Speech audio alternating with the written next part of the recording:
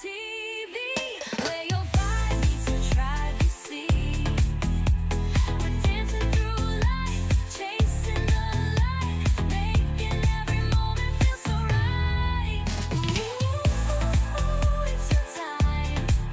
Ooh, and you shine. No matter who, no matter where, Luna's got love in the air. Where your vibe meets the tribe, let's go.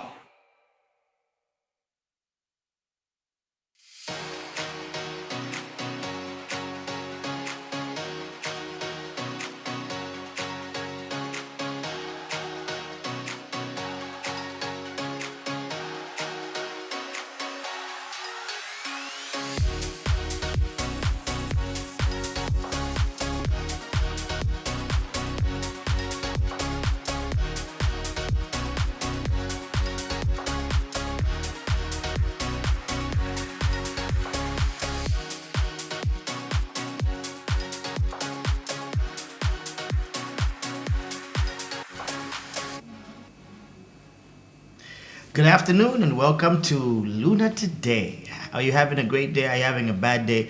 Or are you having an yapaka today? It's all up to you. And I hope you're still going to be a positive person in life that's going to contribute to our society. Sometimes having a bad day, it's just one bad day. Come off a day, and then the next day will be better. Most of the times we give up when we have too many bad days. But everyone has had a bad day at one point in their lives.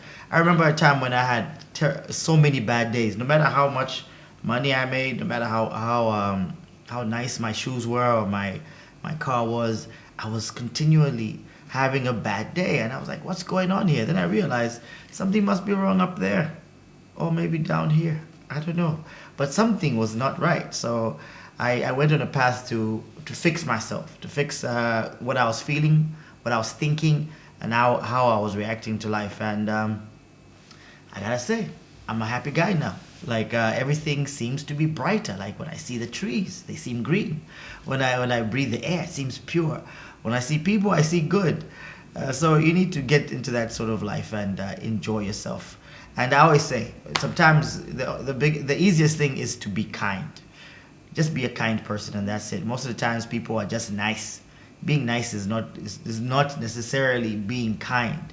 Like I can be nice and say, now kwa techintu mumishishi chifumiemu tachiremuleka wino. That's being nice. But being kind is going to someone to the side and then pulling the thing out of the hair. It's like, sorry, you had this, it wasn't looking nice. That's being kind. There's a difference. And in the studio today, I think about church sana. I don't know what they're trying to get me. I don't know what God is trying to tell me. But I work church wankonka sana. Chisha, Theresa, how are you doing? I'm fine, and how are you still? Nish wankonka. First of all, God has a plan for you. Yes. Yeah. So I'm happy to be on the show. Yeah. And, it's good to be here. No, I'm happy that you're on this show because of another show that LunaLifestyleTV was at. We were videoing a concert last week. Yes. And you were at that concert, yeah? Yes, I was. You enjoyed the concert? It was awesome, and the presence of God was very, very powerful concert. And even just the people that came, the ministers, the gospel artists, it was powerful. I really enjoyed. I'm still trying to learn this in the wife Gubini. Yeah, so I mean, obviously most of the times I'm in places where people are drinking or there's companies having end of years or whatever it is, it's corporate events. I'm never usually in church. How did you grow up? What is your background? Are you a church person? Is that a normal situation for you to be in? Yes, so I'm a church person. I grew up in the church.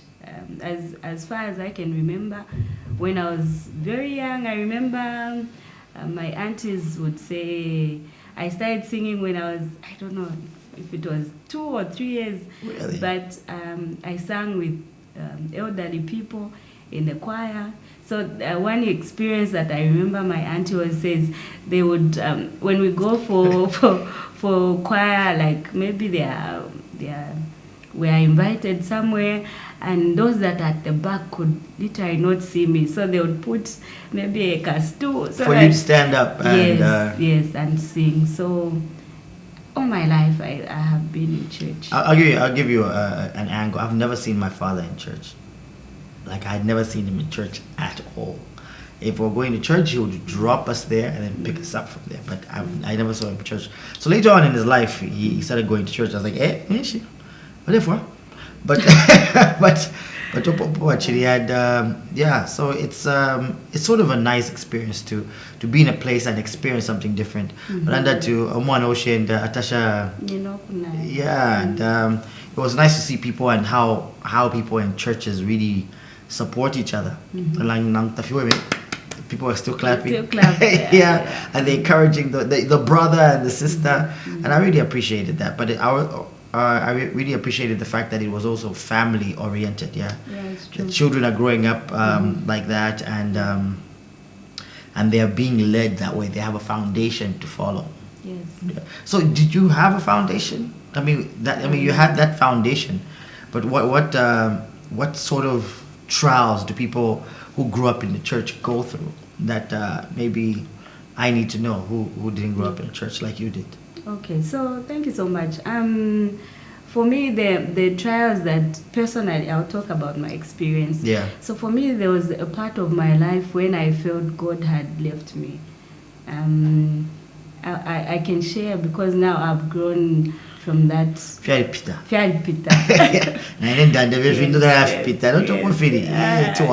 Yes. So I remember at some point I had I work. I'm a biomedical scientist by profession. Okay. So when I had gone to now upgrade from a diploma to a degree, so I was at UNZA, and there I faced a number of challenges concerning childbirth because by then I was just married. So when I was going to school, I was actually pregnant. So when I reached UNZA, it was a middle of like. You got married, yes, got pregnant, and then went to UNZA. Don't think people do it the other way? They go to UNZA, get married, and then get pregnant. So for me, I remember when my husband was reaching Kunganda Kubafiashi, my dad told him that you are school. So my husband was ready because dad had already said that I needed to upgrade. It was high time that I went for a degree. Yes. So when we got married in August, and schools were opening in October. So when I was going to school, I was already pregnant. So okay. Yes. So when He didn't wait for you. No. So when I was there, I remember when I was 4 months to 5 months, one experience that I had, I gave birth prematurely. Wow. Yes, it was a bit of stress. I think I was settling down in school, and yeah, I mean, UNZA is a very tough place to be in, especially the environment is. yes. Everybody is their own person. Yes. Yeah. So for me, the first experience, I was like, it's one of those things, and I moved on. By then, my faith was not. I didn't think about it like so much. So I said, it's one of those things. I was stressed. I was trying to settle down.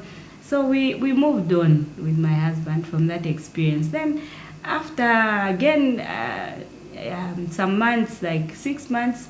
So again, I was pregnant, and then actually we're almost even closing school. Like there's a period where UNZA closes like 3-4 months. Yeah. So I came back home to Ndola, and for me I was like, since now for the 3 months to pass, I'm sure I've got enough time. Yeah. I've got enough time. So I went back to school. After school opened, I was 7 months pregnant. So when I just reached school, I remember one time when I was doing practicals. We were in the labs, but I wasn't doing much. So I let, because I was called immature. You know what I mean? Yeah. Like someone who's come back to school after. I don't know. You still look young to me. So okay. Yeah. So but I was called they call us chewies. But chewy. So that's how when So I was just busy telling them what to do because I knew those things. So I was seated. Then I just realized that, like it was hot, but then it was in October because I remember. So it was like, but I felt like I was sweating. So I decided to go and check myself. Then when I went there, I realized that actually it wasn't sweat, but it was blood. So I drove myself. I remember I always drive. I'm very strong on the You're one of road. those people. Yes. One of those women.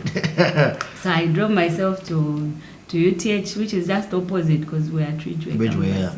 So I drove there, and so when I reached there, I remember the doctors were like, "You've brought yourself," because my husband was in Dola. So Yeah. there I was just renting a small apartment. So I drove myself, and by then in the morning I called him and said, "I forgot my antenatal card."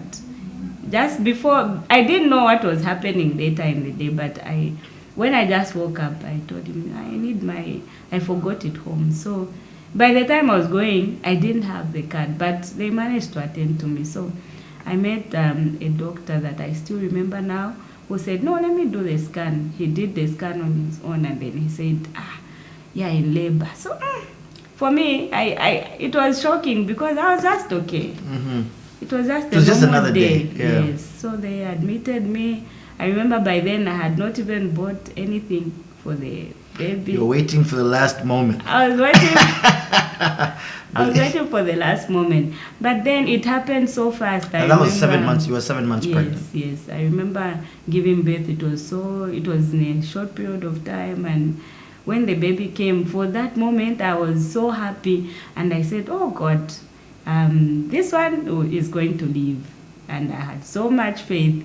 So they told me, "No, you go and see the baby at D block after some time." So I was like, okay. So by then, I think my husband traveled in the night. So in the morning, he was already there. My mothers were there.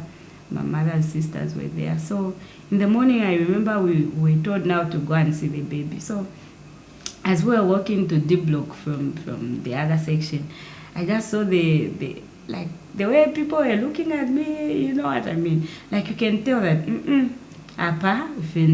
Something is not right. They were sorrowful. They didn't know what to say. So the doctors then made us sit in an office, and they broke the news and said, "No, your son couldn't live." At that moment I was broken, and I feel. This is in a short period of time, isn't it? Yes. Like from the first miscarriage to this now premature birth. It broke me. I remember at that point I didn't want to hear anything about God. You know what I mean? Like I didn't want anyone to encourage me to say, "No, Nilesa. So God has a plan." Yes, I was like, this is not. Why didn't He protect me? You know, there are those questions where you ask yourself, why didn't God come through for me? Why didn't He just save my son? And at that point, I had even given a name to that baby. Yeah. Oof. And I was like, And my family was so supportive. They were like, Kara, you see, you go, you pull through. So I had that hope, and that's how. To cut the long story short, that's how. I remember he died on a Saturday. Then they couldn't release me on Sunday morning because I don't know the rules of the hospital. They said we had to buy before actually I could be discharged. So I spent a night in a side ward because I was a student, so we were privileged. So this side ward, there was a woman that actually had a baby. Oh man! And for me, I was, Yeah, that must be that must be like a double. I don't know, double hell, for lack of a better term. Like, imagine you've given birth. You're looking forward to having this child in your arms, and then you know that it's not going to happen. Then you see somebody else's happiness. How does that feel? It was very difficult for me. I usually tell people that I think it was the worst night of my life where I was so broken, and I told myself, where is God? Yeah. Why am I passing through this moment if He was here? But then friends came and they encouraged me. My husband was there, but I couldn't just heal. Yeah, I mean, I think a lot of people don't understand that part of a woman is very special to a woman. The process and everything. And I always hear about postpartum depression. Postpartum. Yeah, and people don't really talk about it as much, but a lot of people go through that as well. But now, these are people who've had a child. So how did you get your healing after these 2 miscarriages and feeling so broken and feeling so left out by God? Yeah, thank you so much. So I remember because my parents were there, my husband was there, so they had a meeting and they said I couldn't come back to my home here in Dola, and they decided that I should go to my parents' home, which is in Kabwe. So that's how we started our journey, and I went to my parents' home, and there it was difficult because the second time I would share this because I want someone else to learn from it. Yeah. So for me, my in-laws came to my mother's place, and I remember I went through some cleansing. It was hard. It was hard for me. I felt like I had wronged someone. Like, pushe kumpani koko oshan. Yeah. Like, it was so difficult such that my mother had never seen that kind of thing. So she should even tell me, like she's from the east, so she would say, you've taught me so much. Yeah, because I mean, a lot of times, and I was having this discussion as well on another show, is culture and Christianity, right? We have our own cultures, and Christianity has its own thing as well, right? How we blend these cultures together so that they move in tandem together. Like for instance, when you talk about cleansing, and when you talk about Christianity, how do those go? Especially that cleansing, which, by the way, I have to tell you the truth, I've been through that, and it's a journey like no other. Like it's a horrible journey. Like it makes you lose a bit of your dignity and all sorts of things. How did you put the cleansing and the Christianity together and then still move on? So for me, I'm the kind of person that is, I don't know if it's strong-minded, so they had to really make me understand what they were doing to me. So they told me, no, ni tembusha fedi, like they explained. So for me, I don't just take roots anyhow. Yeah. You know what I mean? Like, I would first question, what am I doing? Okay, what would this... Because of your medical background, right? And or maybe your Christian background? Yes. Or both? Yes. Okay. So that's how I went through that process. So afterwards, my husband only got a few days from work, so he had to leave. So he left me in Kabwe with my parents. At that moment, I remember friends would come as far as Ndola to come and visit me, encourage me. But one thing that I didn't want is someone to talk about God. It was very, I don't know, but it's like I was just like, I think this God is not there. Like, why would you want me to suffer?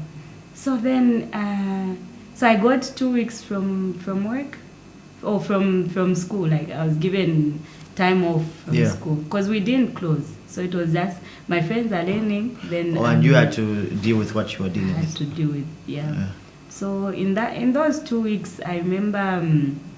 Every day there was a man of God. He was not even the pastor of my church by then, but I knew him. He was at another congregation. Reformed Church is big. That's my church. So the man of God, I don't know. I didn't even share what I was going through, but he just used to call me every day. He would call. Like on the phone? On the phone, yes. Where did you get your number from? I knew him. Okay. Yes. Okay. So I knew him, but he was not at the congregation where I was. He was at another congregation. So I don't know if he knew what was going on, but I didn't share. But he was so persistent. He would call me, he would read scriptures, he would pray for me. At some point, I would even, when I see his call, I'm sure he will laugh today. when I see his call, I would even ignore it. So, but he didn't give up on me. He was always there, calling, encouraging, praying. I'm sure even the days that I wouldn't pick up, he would pray for me. And my mother also stood in the gap for me, because every day she would play a song by Don Moen. I think you've heard of that song where he was talking about the healing of God. No, I'm not very big on gospel music, but Okay. But sing a part in Bidan. Because Don Moen songs are very out there.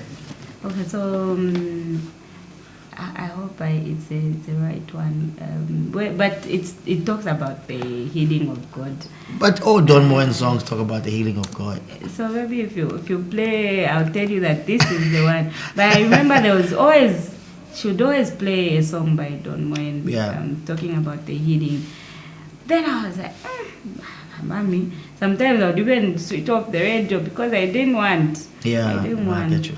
But one day, I think, in the 2 weeks that I was home, one day I just had an encounter with God, my personal encounter with God, where I was in the sitting room and I heard like someone is telling me that, have I ever left you? Have I ever forsaken you?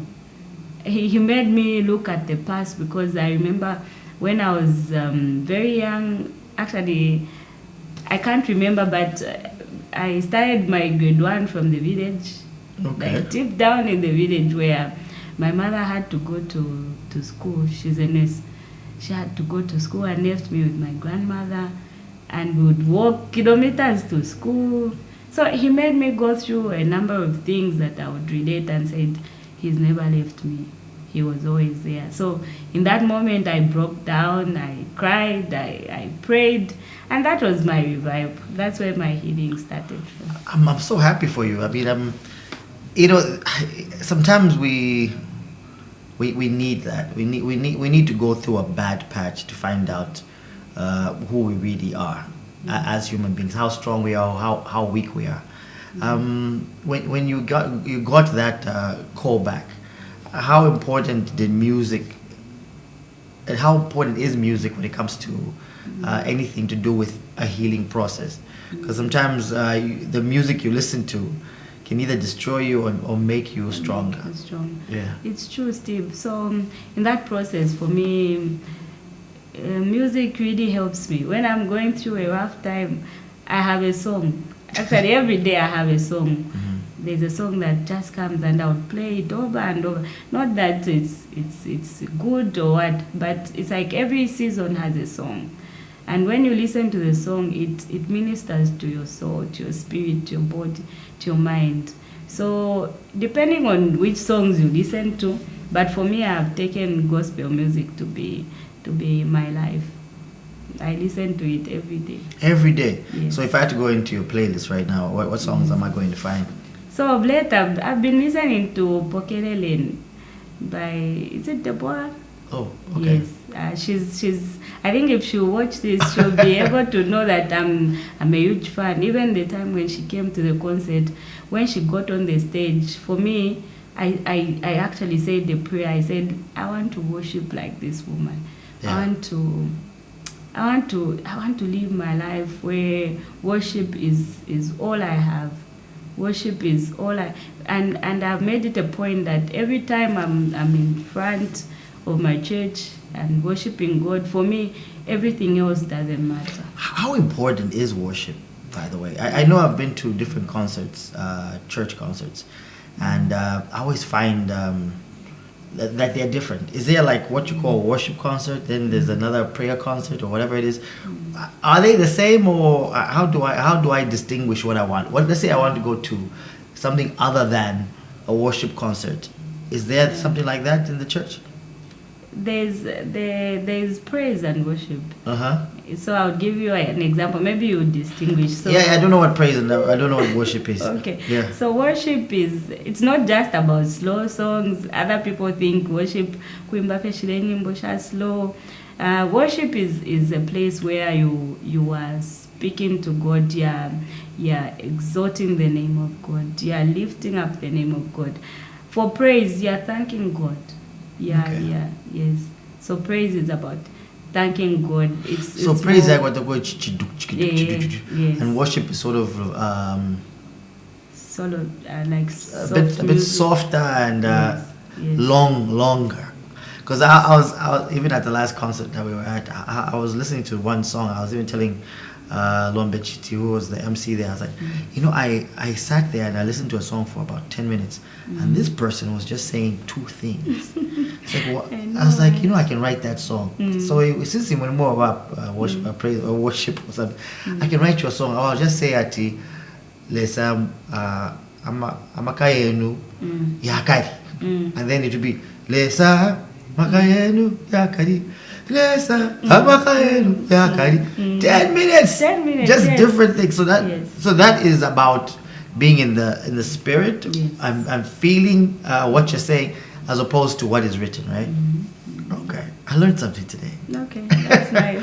So where is Theresa now? After all this, you got your degree.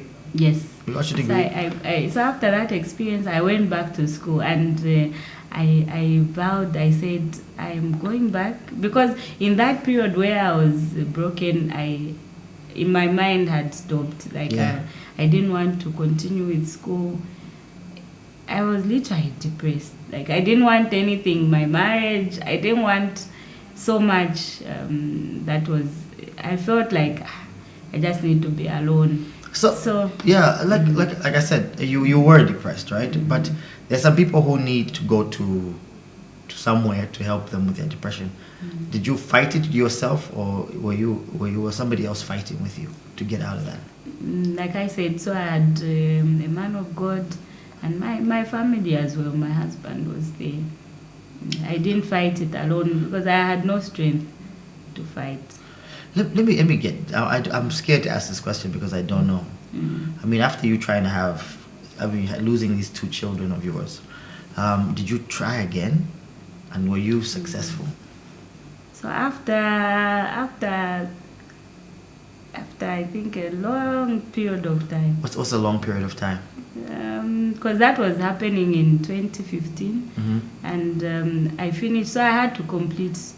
Because now I didn't know what was affecting me, whether it's a pressure at school, whatever it is. So I said, So you took a break? So I took a break. So I took a break, and then after now writing the final exam, that's when I conceived. Okay. But I purposed it. Like I told myself that I wouldn't want to go through that again. During school. During school, yes. Because for me, it's like it was hard. I didn't know. So I started understanding my body. I started understanding myself, and I said maybe I'm the weaker vessel. Like there are certain women that napa pomwana na chintu. And they would still be okay. But then I told myself I needed time. And you got yourself time. Yes. And you have a child now. I have 2 now. 2 kids. Yes. Each. What are their names? So my firstborn is Manasseh, and his name I actually gave him before he was born. Because I'll tell you, you read about Manasseh, and his meaning is God has made me forget the past.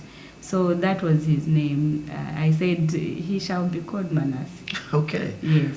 And the latest one? The second one is Felicia, which means happiness.